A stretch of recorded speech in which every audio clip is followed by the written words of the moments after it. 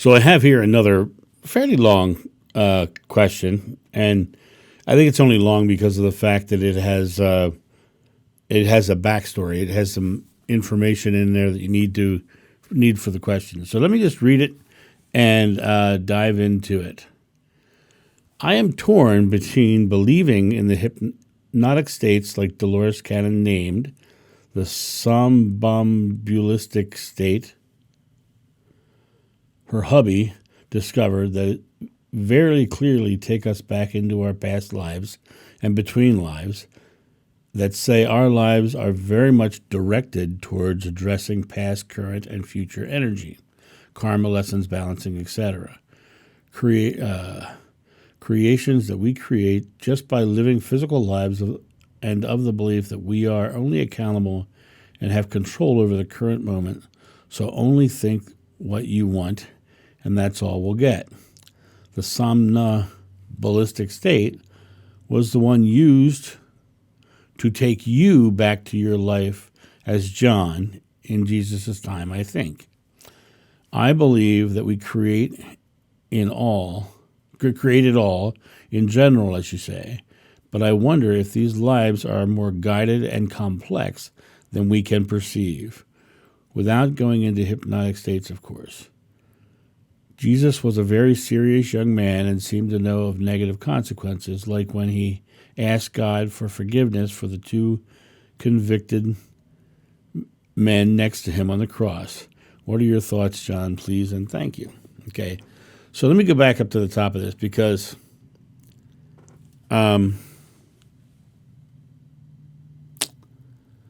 as many of you guys know, I heartily disagree with some of the information that came through from Dolores Cannon's books. And the main place where we separate is the Essenes. I have very distinct memories of avoiding them because they didn't like Jeshua because of the fact that he would not become the Messiah, which is what they wanted. They wanted someone to become their savior, their king, and actually lead armed rebellion. And he wouldn't do it. And so he was kind of shunned by the Essenes in the end. But it was, they still lived off that story.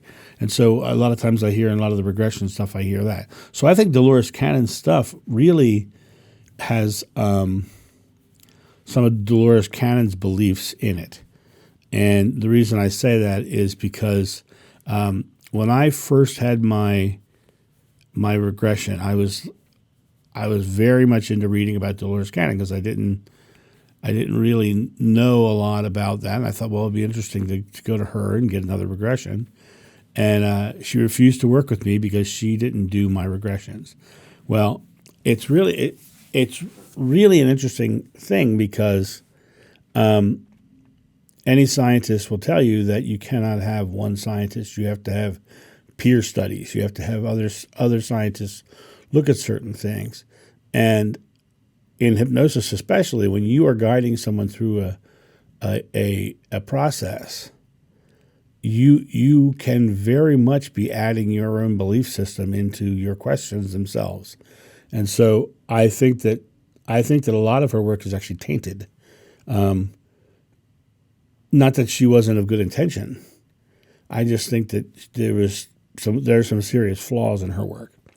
As far as the somnambulistic state, and you have two spellings here, somnambulistic and somnambulistic are the two spellings you have. I don't know if it's the same or not, but either way, it doesn't matter to me because I think it's overthought. And you said something down here further. You said, I wonder if these lives are more guided and more complex than we can perceive. I completely disagree with that. I think it's far more simple than we can perceive. I think the complexity is what comes in the mind. And the complexity comes into people naming states and creating their own paradigms around something so completely simple. I think it's a completely natural process that we go through. And I think that absolutely 100%, you can tap into that without going into hypnosis. I don't think you need hypnosis either.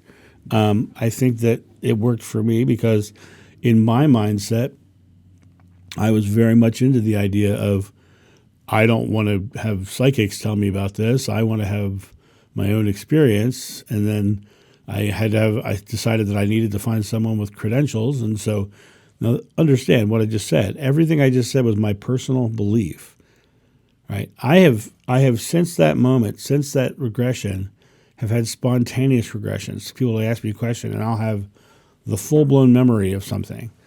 And that wasn't in hypnosis. That was in this state. I think we have lost our way through putting too much thought around things.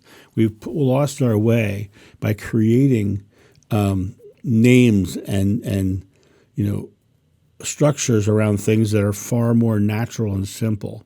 And what's really interesting when you look at it that way is that when everything that you're talking about here, karma, lessons, balancing, and then the other thing about this question also takes the concept of free will and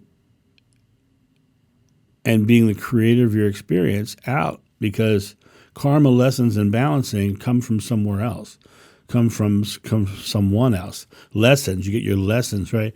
So you are the creator of your experience. So to me, when I look at this, it's just way overthought. It's just way overthought. Now, when we get down to the bottom, the last thing you ask, Jesus was a very serious young man and seemed to know of negative consequences, like when he asked God for forgiveness for the two convicted men next to him on the cross. Okay, first of all, Jeshua believed wholeheartedly in loving one another. When you talk about forgiveness, and Jeshua believed in our own divinity and oneness with God. So he wouldn't ask God as a subjugant.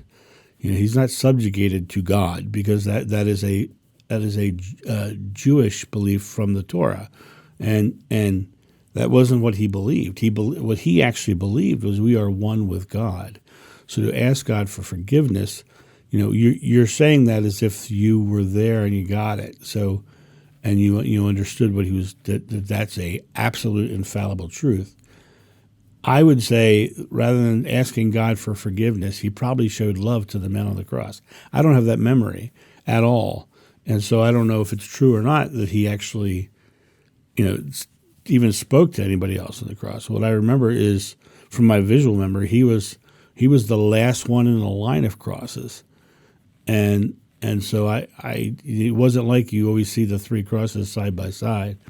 I mean, that's the image of the three crosses is set up because of the story that's told of him talking to the two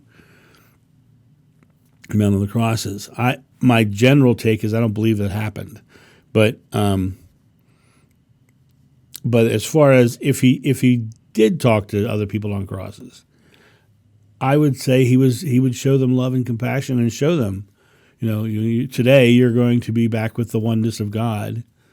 And you'll be back. You'll be forgiven. The forgiveness is not from God; it's the forgiveness for yourself. You forgive yourself, because when you cross over, you realize that life is experience. Everything's experience. And so when I look at this whole thing, the somnambulistic, the somnambulistic, the forgiveness, and the two convicted men, and I wonder if these lives are more guided and complex than we can perceive. But you started that sentence with, I wonder. That's a abbreviation for I am wondering. God's name is I am. I wonder. So you're putting yourself into the state of wondering. And you're asking universe, God, you're actually creating wondering. And when you look at this, it really comes down to, now, please don't get me wrong. This video the things that I'm saying right now, these are my truths. I'm not condemning you for yours. I'm just giving you my perspective on it. You have to find your own way. You have to find your own beliefs and your own system. But I go back to the story of Adam and Eve. Their transgression was They ate from the tree of knowledge. They got into their heads and out of their hearts. They started thinking too much and stopped feeling. And that's really the key to this whole thing, is that all of this somnambulistic and somnambulistic and all this stuff, this is all just overthinking. And I think I often say the connection to source is not a thinking, it's a feeling. Get into the feelings of things and stop trying to put words around it. Stop trying to put structure around something that's natural and beautiful. That's my belief. You'll find your own way, of course, because spirituality is a personal journey. But I just wanted to share that with you today, share my perspective. And, I have no problem if you don't listen to a word I say. That's totally fine, because it's not my life that you're living. It's your life that you're living, and you need to choose your own path. You guys have a great day, and I'll talk to you soon. See ya. Bye. Thank you, my friends, for watching this video. If you enjoyed it, please make sure that you've subscribed and you like it, you share it, but also comment below it. Let's get this community talking about these topics and spreading this information out far and wide so we can change the world for the better. Thank you.